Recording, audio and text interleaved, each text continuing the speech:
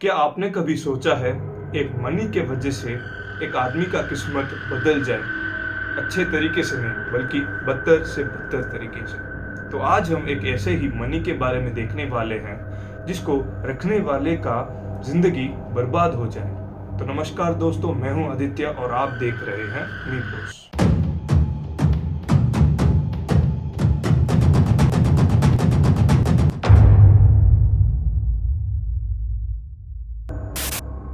इस पत्थर को डेलिश पर्पल सफायर कहा जाता है। ये एक बहुत ही कीमती और दिखने में एक बहुत ही सुंदर पत्थर है जो कि इंडिया में पाया गया था। इस इंसिडेंट का शुरुआत 19th सेंचुरी में हुआ था जब इंडिया ब्रिटिशर्स के कंट्रोल में था और उस समय ब्रिटिशर्स बहुत सारे मंदिरों से लूट रहे थे और उन सभी मंदिरों में से एक मंदिर था कानपुर का इंद्र देवता का मंदिर, जिसमें से उन्होंने बहुत सारे बहुमूल्य और कीमती चीजें चुराई और उनमें से एक था ये नीलमणि, जो कि बहुत ही सुंदर और कीमती था। ये नीलमणि इंद्र देवता के उस मूर्ति में लगा हुआ था जिसे इन्होंने चुराया। 1855 में बंगाल के एक कैवलरी मैन जिनका नाम डब्ल्यू फेरिस था, उन्होंने इस मणि को लेकर अपने घर यानी इंग्लैंड लौट गए। लेकिन असली कहानी इसके बाद ही शुरू होती है। जैसे ही फेरिस अपने घर यानी इंग्लैंड लौटे, उनकी आर्थिक स्थिति और तबीयत बिगड़ने लगी, जिसके कारण उनका पूरा परिवार बर्बाद हो गया। पहले तो इन्होंने इन सभी चीजों का ब्लेम खुद पर लगाया, लेकिन जैसे ही उनके फैमिली के अन्य सदस्यों का भी तबीयत बिगड़ने लगा, तब उन्होंने ये रियलाइज किया कि इन सब चीजों का कारण ये नीलमणि है और इससे डर कर उन्होंने इस नीलमणि को अपने एक दोस्त को बेच दिया। लेकिन फिर भी ये कहानी यहाँ पर नहीं खत्म होती। उनका दोस्त जिन्होंने ये नीलमणि को खरीदा, इसको खरीदने के कुछ ही दिनों के बाद इन्होंने सुसाइड कर लिया, जिसके बाद ये नीलमणि पूरे शहर में पॉपुलर हो गया और उन लोगों ने इस मणि का नाम द कर्स्ड जेम यानी श्रापित मणि रखा। फिर भी ये कहानी यहाँ पर नहीं खत्म होती। 1890 को फिर एक आदमी ने इस मणि को खरीदा। ये कोई साधारण आदमी नहीं था, इनका नाम एडवर्ड हेरॉन था। ये एक बहुत ही प्रसिद्ध स्कॉलर और राइटर और एक साइंटिस्ट थे और जो कि अंधविश्वास में यकीन नहीं करते थे। उनको इस मणि के पीछे का स्टोरी पे 1% का भी यकीन नहीं था और इसी को गलत प्रूव करने के लिए इन्होंने इस मणि को खरीदा। इस मणि को खरीदने के बाद इन्होंने एक रिंग में इस मणि को अटैच कर दिया और उस रिंग को पहनना स्टार्ट कर दिया। उनको ये पता नहीं था कि इसको पहनने के बाद उनकी लाइफ कैसे चेंज होने वाली है। इस रिंग को पहनने के बाद एडवर्ड का भी कंडीशन लगातार बिगड़ने लगा और उसको हर दिन डरावने सपने आ रहे थे और उन सपनों में एक आदमी दिख रहा था।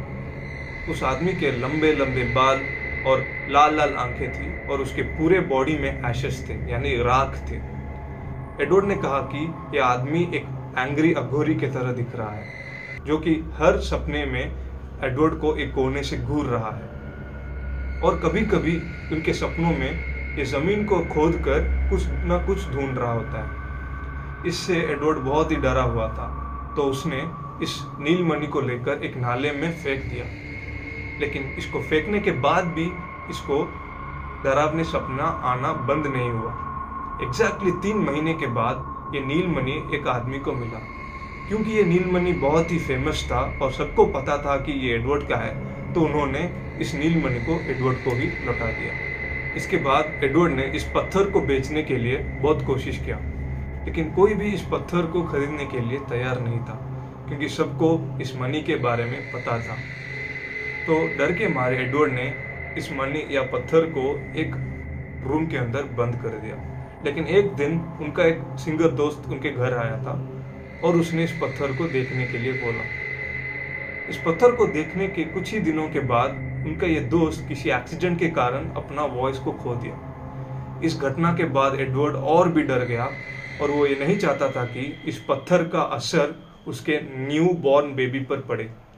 तो इसने इस मणि को 7 बॉक्सेस के अंदर बंद कर दिया और उसके अंदर एक लेटर भी रख दिया और उसने ये कहा कि उसके मरने के 33 इयर्स तक कोई भी ये बॉक्स को ओपन ना करे।